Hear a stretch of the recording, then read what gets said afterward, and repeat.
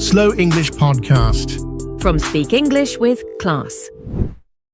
Hey, lovely listeners. Welcome to the Slow English Podcast, your space to learn real English, slowly, clearly, and confidently. My name is Crystal, and I want to begin with something simple. Have you ever walked away from a conversation and felt lighter? Not because you said everything, but because you didn't? I used to believe that connection came from opening up, sharing my thoughts, my stories, my emotions. And sometimes that was true. But sometimes it wasn't. There were days when I spoke honestly and still felt invisible.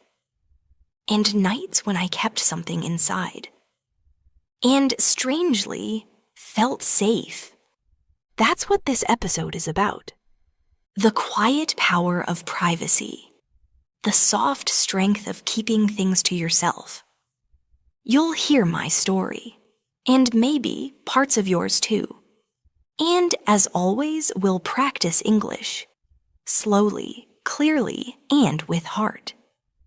And don't forget, there's a free PDF guide for this episode, with comprehension, grammar, and vocabulary practice, for just a little extra support on your journey. Ready? Let's begin, not with noise, but with quiet, because sometimes silence teaches you things that words never could. I used to tell people everything. What I felt, what I feared, what I dreamed about. I believed if I shared more, I'd be closer to people. That honesty meant connection. And sometimes it did. But other times, it left me feeling tired. And honestly, a little invisible. You see, the first hard part about oversharing is that people don't always react the way we expect. You open your heart and they just nod, or change the topic, or smile politely, like they didn't really hear you.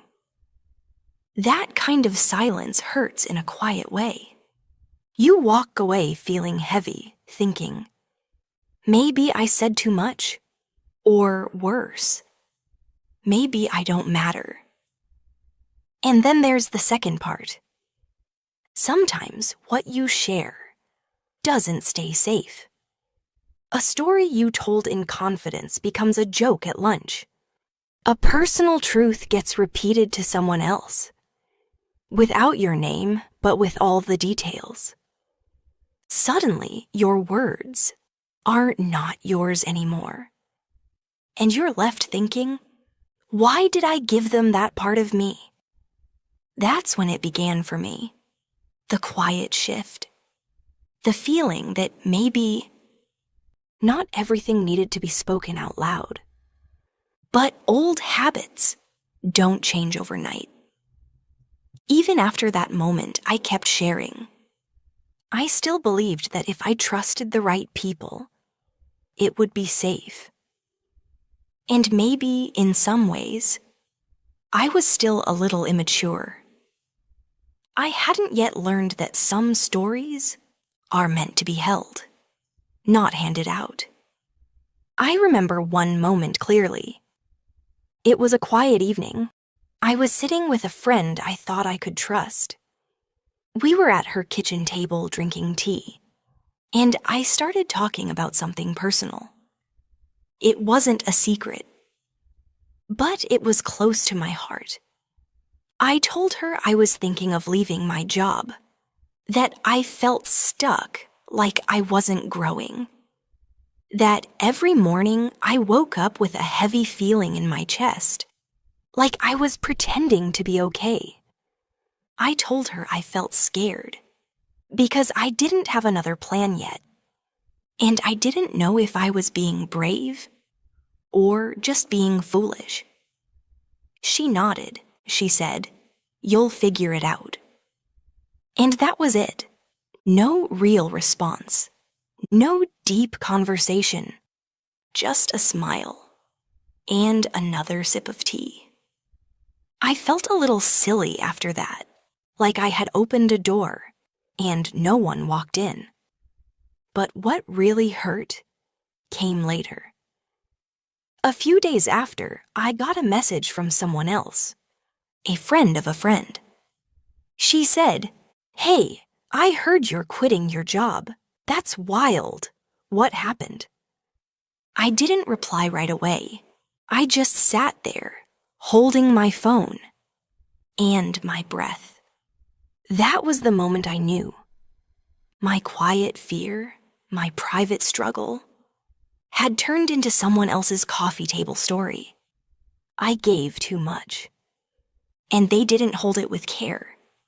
And the worst part, I couldn't even blame them fully, because I had handed them the pieces. I had spoken without knowing if they were ready to listen, or able to protect what I gave. That's when I realized something hard. Not everyone deserves full access to your heart. Not because people are bad, but because your peace is worth protecting. I didn't want to feel that tired anymore. Tired of oversharing. Tired of feeling invisible. Even after speaking honestly. Tired of carrying regret for what I gave away too soon. So I stopped. Not all at once, but little by little. I began holding things closer, just to see what it felt like. At first, it felt strange. I'd sit with a thought and not say it out loud. I'd feel something strong and let it pass quietly without texting anyone. It was awkward. I felt like I was hiding. But after a few days, something shifted. I noticed the silence wasn't heavy. It was soft, like a blanket, like something that belonged to me. I started to notice people who were quieter than me. Not cold, just calm. They didn't rush to explain. They didn't overtalk.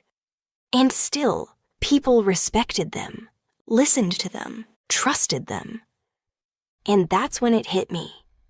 You don't have to say everything to be understood. You don't have to share everything to be real. Some things become stronger when you protect them. I remember writing in my journal one night, "Not every feeling needs a listener. Some just need space." That sentence stayed with me. And over time, keeping quiet didn't feel like hiding anymore. It felt like healing, like I was slowly collecting all the little pieces of myself and holding them with care. And then, something unexpected began to happen. Things around me started to change too. My conversations became simpler. There was less drama, less explaining, fewer misunderstandings.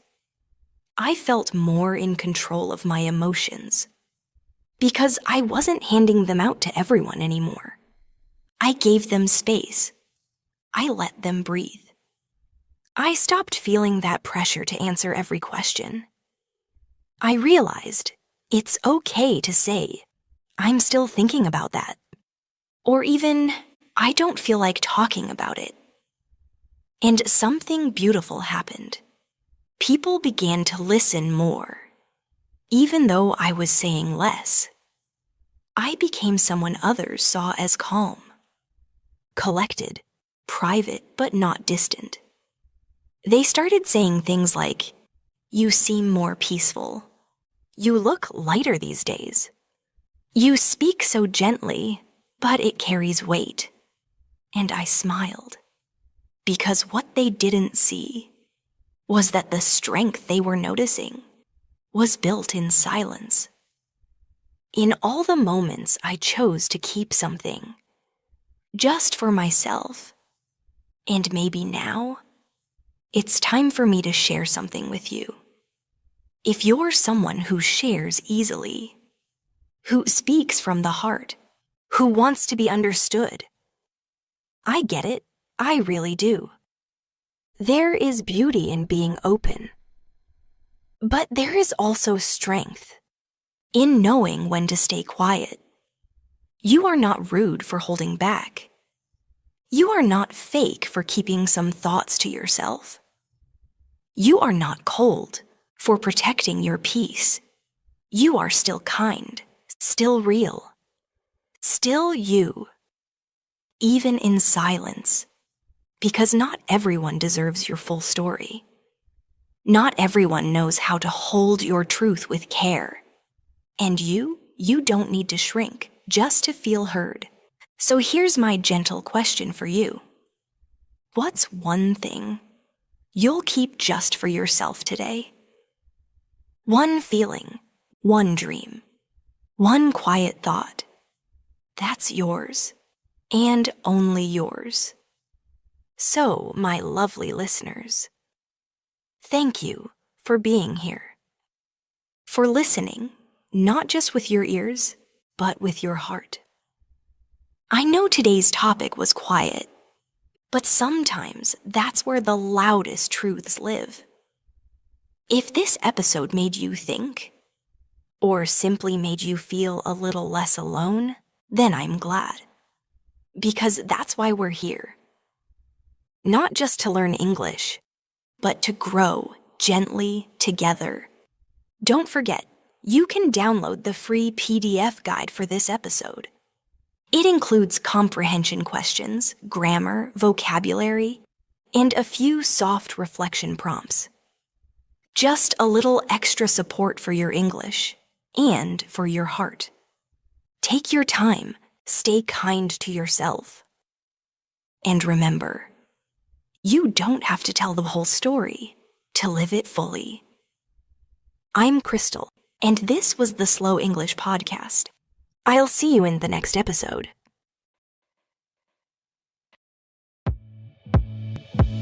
Your progress doesn't end here. To continue advancing your English skills, click on the next video or explore the additional videos we've thoughtfully selected for you.